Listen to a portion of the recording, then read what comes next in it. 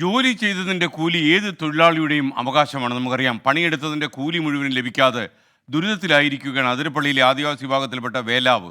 കൂലി നിഷേധിക്കുന്ന ആരാണ്? വനം വകുപ്പ്. 4 മണിയാവുമ്പോൾ ചേട്ടൻ വരുമ്പോ പുഴ കടന്ന് വരണ്ടേ, പുഴ കടന്ന് നിൽക്കുന്ന മാനുണ്ടോ കൂതറെന്ന് നമുക്ക് അറിയാൻ പറ്റില്ലല്ലോ. പേടിച്ച് പേർച്ച ചേട്ടൻ വന്നെ. അപ്പം ഞാൻ ചോദിക്കുന്നത് ചേട്ടൻ നേരമയ്യേ അവ ചേട്ടൻ പറഞ്ഞത് മോളെ പണ്ട് കാലിൽ ആനക്കാടാണ്.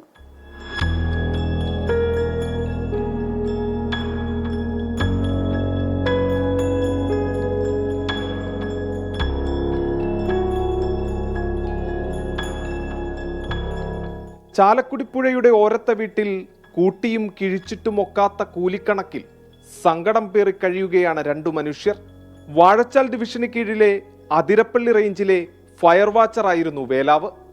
അത് ചെറുനാട് കാണുന്ന അതിരപ്പള്ളി കുത്തിന്റെ അടിവശം തൊട്ട് മോള് ചെറുനാട് നാടുകാണിന് വലിയ വൻ നാടുകാണി വരെ അങ്ങനെ നിറകെട്ട അറ്റം വരെ ഞങ്ങൾ കൊണ്ട് ഇങ്ങനെ ഈ പണിയാണ് ഇവർ എടുപ്പിക്കുന്നത്.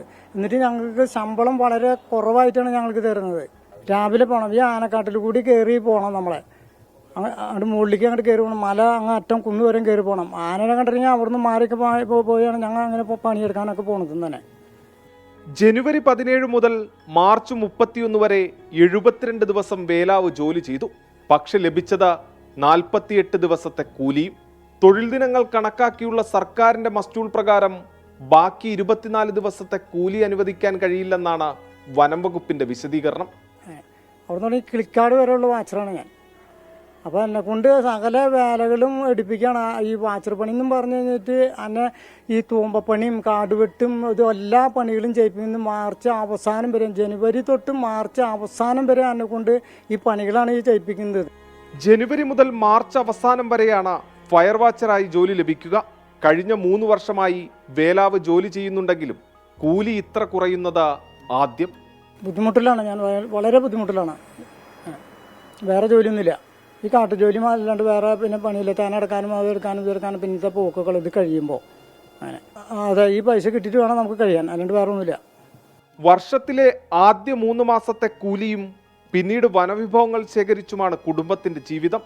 പണിയെടുത്ത കൂലി പോലും കിട്ടാക്കടമായതോടെ പഞ്ഞക്കർക്കിടകം കടക്കാനാകാത്ത ദുരിതത്തിലാണ് ഈ കാടിന്റെ മക്കൾ.